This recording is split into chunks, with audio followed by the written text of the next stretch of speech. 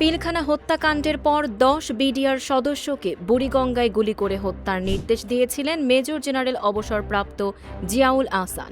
আন্তর্জাতিক অপরাধ ট্রাইব্যুনালে এমনই চাঞ্চল্যকর সাক্ষ্য দিয়েছেন তার সাবেক দেহরক্ষী ও রানার সেনা সদস্য Imrul.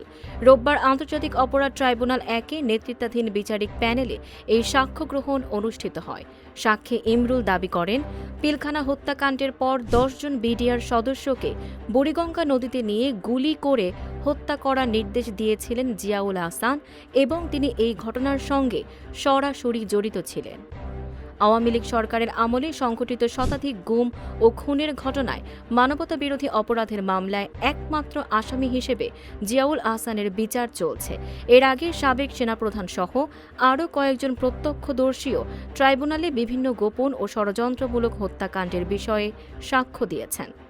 Tanjiba Naorin, face the people.